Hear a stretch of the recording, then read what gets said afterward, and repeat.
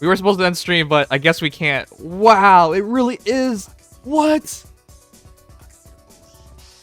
This banner is nuts. What the heck? Hold on, no way, no way. The two duels? Oh. Those are two of the most damaging dual heroes ever. Wow. Felstar's duo Byleth. If you guys forgot, Byleth is unfair. Absolutely unfair. You might look at that low defense and think she's easily beatable. I thought that too. Until you realize, oh, she's so fast you can't double on her. And then suddenly she survives and next turn she demolishes you. Right, she has Sun's Precursor, special trigger cooldown -1, and if unit speeds or foe speed, attack speed +5 to unit during combat and neutralizes effects that guarantees foes follow-up attacks and effects that prevents units follow-up attacks. That's no follow-up. That's an attack speed +5 really easily, and that's a faster cooldown. She's such a scary unit because she also comes with Ruptured Sky, owing to the fact that she is in fact Byleth.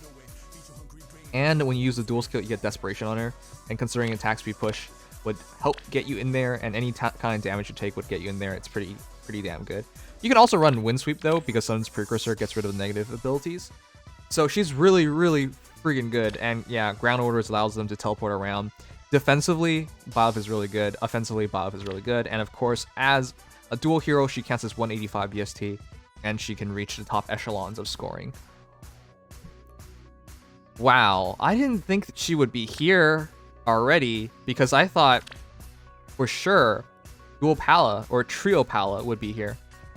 And this is a amazing hero as well. This is a hero that is also on. These are two junkies on absolutely that get to absolutely high attacks, right? +7, +5, 62 with a Ruptured Sky. Yeah, that's a lot of damage. But Palla can hit even harder. 40 HP, 58 attack, 31 speed, 33 defense, 24 res. White down spear, attack +3, and if number of flying units on team is greater than 3 or equal to 3, and unit initiates combat, inflicts attack defense -4 on them, so this gets to 62, and her defense extends to 37. And additionally, if the number of flying allies within 2 spaces is greater than 2, and unit initiates combat, unit attacks twice. So when she's ran with 2 other flyers, she can double guaranteed every single time. Not all follow-up will break it, of course, but if she gets 2 flyers within 2 spaces, she now quads. So this is one of the highest damaging heroes in the entire game as well. She has unit and adjacent flying allies can move 1 extra space. Yeah, she jacks up the movement speed. It's so stupid. It's so stupid. She's so good. But yeah, that allows them to keep up and to trigger her white down spear, and she can wipe out virtually anybody.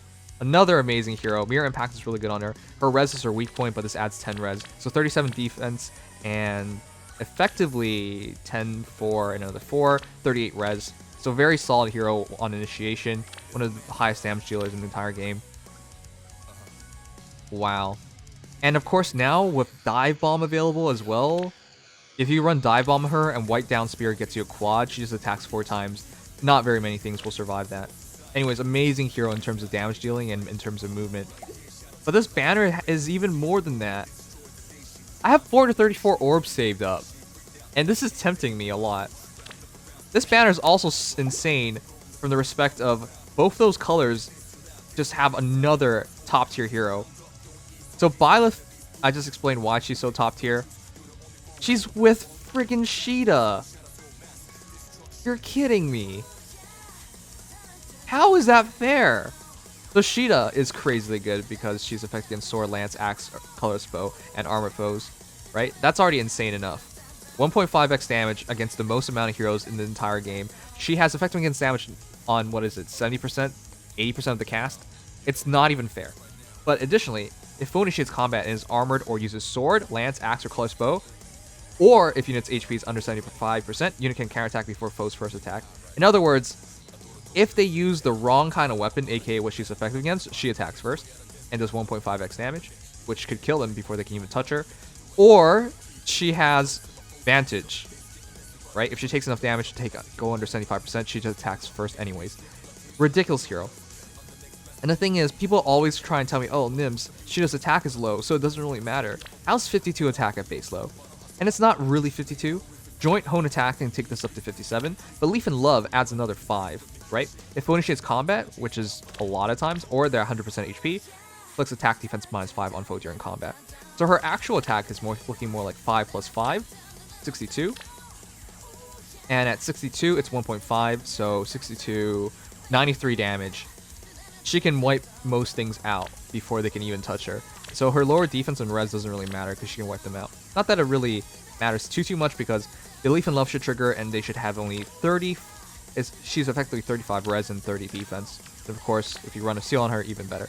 Caeda is crazy good. So this banner, red, pull for red. It's not even fair.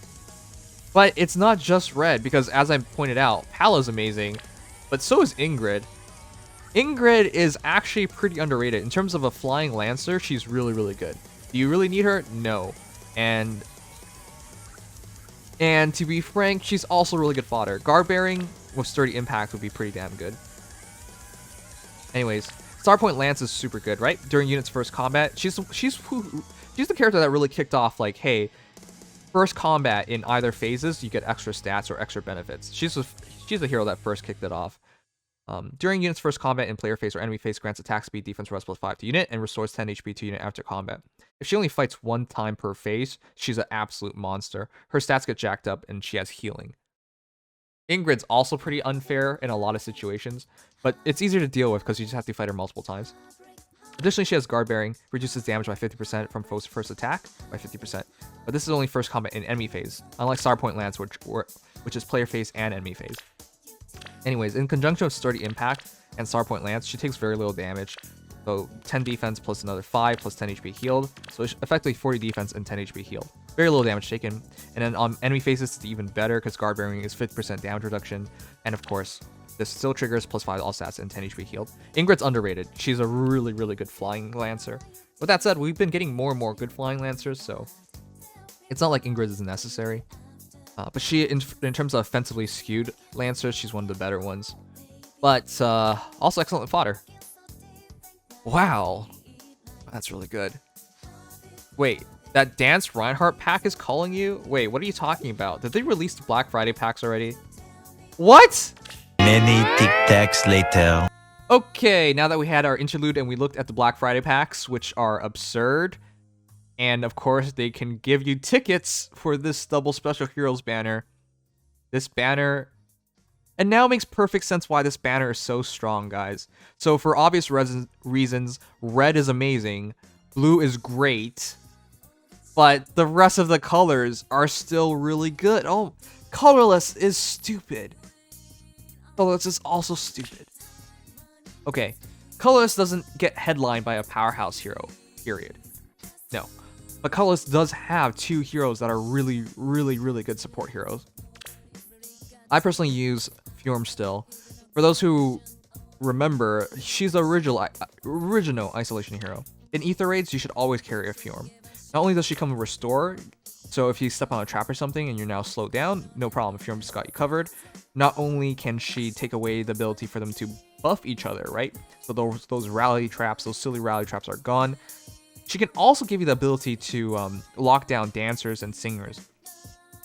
She provides a huge, huge utility to the team. Additionally, Ground Orders allows you to move really, really well, so everyone keeps up in the battle way better. And while this can't be quantified in terms of stats, movement is king, and because you only have a certain amount of time in Ether raids, she's super useful there. Also, she's Ground Orders fodder. But yeah, Galbaru is good. She's a good hero. Really, really good hero. And it's Fjorm. I love Fjorm. Her quotes make me sad because I think this is the Fjorm that's still gonna pass away. But she just wants to make you happy. So, Barada Rhyme Fjorm, also really, really good. Great support hero. That said, another great support hero is Dorothea. Dorothea is also really underrated. Well, I really can't really say that with a straight face anymore because you don't really need offensive dagger heroes. And she's a 3 houses hero, and everyone knows about her and knows what she's capable of, I would say. But for a refresher, she was the highest attack dagger hero for approximately 20 days or something. They immediately replaced her with a better dagger hero, like the immediately following banner. But Dorothea is one of the highest attacking dagger heroes in the entire game. She has She's been very well min-maxed, low defense, decent res, high attack, low HP, and also a really good dancer. Hidden Thorns is also not bad. During unit's first combat in player's phase or enemy phase, grants attack res +5 to unit, 35 res, 54 attack, and that's without A skill. And then of course the 7 HP heal after combat. So she's really useful in that respect. If you give her something that breaks priority of battles, so it can negate like Vantage, she's a really good hero for like Ether Raid's defense or something. She can catch people off guard because she actually hurts, unlike a lot of other dancers. She also has attack cantrip. I think this is pretty lame, so don't even bother with it. But basically, once you use dance, attack -7 to nearest foes in 4 spaces of unit through the next actions. Plumeria, Marabellas have something way better because it's just built into their dance. One attack 4 is nice as well. I don't think she's completely necessary, but she's a really good dancer. She's one of the rare dancers that can actually deal a crap ton of damage. Yeah, strong hitter and also a pretty good support hero because, well, all dancers are good support heroes because they give you another turn. With that said, the weakest link would be greens, but not by far. And here's why. Green heroes here all have a special role. They all have a special role, right? Because green heroes, in terms of green mage calves, has always been fundamentally weak. I would say there's only a handful anyways, right? In terms of the normal pool, I guess you have World of Thracia Owen and Cecilia. There are not a lot of green mages. Green mage calves is what I'm saying. And 2 of the best are available on this banner.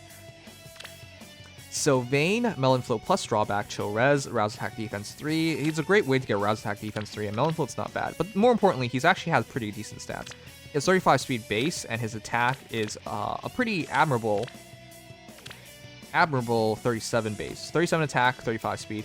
In terms of a green mage cav, he's pretty good. Wait, did I just calculate wrong? It's 32-35. Never mind, my bad. Okay, so it's not terrible, but it's not great. But yeah, he's your 4-star focus hero, so he's really easy to get. And there are a lot of Sylvain fans, so. Also, hanging with 10s. I always thought that meant you were hanging out with hot girls, right? As in 10 out of 10s. But apparently it's a surf term.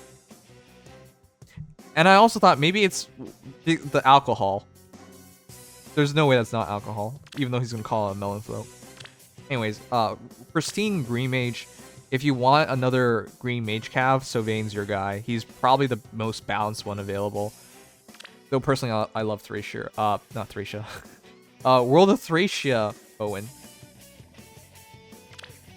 Yeah, Sylvain in Pawns of Loki is really, really good. Because you all... In terms of the normal pool, we only have like 2 heroes. And then the only other one's like Gunthra. There are not a lot of green mage calves. But yeah, in terms of Pawns of Loki, that gives you another extra movement in terms of your back line, right? And his HP is not bad, actually. And with Melon Flow, he can actually heal back up. So he's actually really good for Pawns of Loki. But yeah, it gives you the pairing bonus, and it gives you the green mage. So yeah, in terms of scoring, he can help out a lot. With that said, though, Selena is even more offensively skewed. Selena is absurd. So whereas Sylvain was, what, 32 attack, 35 speed, Selena is 37 speed and, what is that, 17 minus, 37 attack, 37 speed. Incredible. Very offensively skewed, very hot. Sandbar, Floorspar. Floorspar is the gem. She's is a gem. And every one of Rado's Empire's 6 generals are named after gems, and she's a Flower Spar. Flower Spar, right? Anyway, she's hot. She hits really hard. She's one of the best green mages in the game. In terms of green mage calves, it's debatable whether you value her or World of Thracia Owen more. World of Thracia Owen with buffs, of course, and it being a Blade Tome could catch up in damage, but Selena's the easiest one to use just by herself. Anyways, absurdly good hero. Low defense, low res, but all of it's in attack and speed.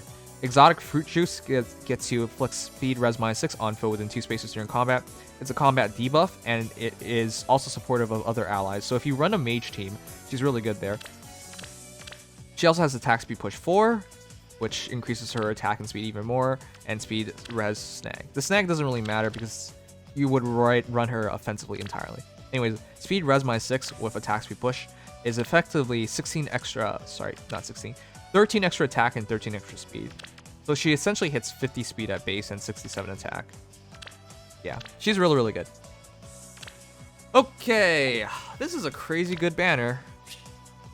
There's only one 4-star focus, being Sylvain, and that's it.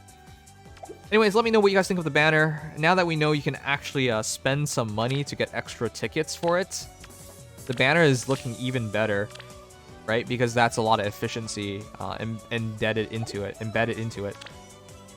If you are willing to spend, this is an even better banner. But even if you're not, going for red you can't go wrong. You have one of the best red mages in the game, and you have one of the most unfair heroes in the game. Actually, they're both pretty unfair. But you have one of the most deadly red mages in dual Byleth, and a dual hero score as well. And dual heroes are just really, really useful in general. And they're more like quad heroes sometimes.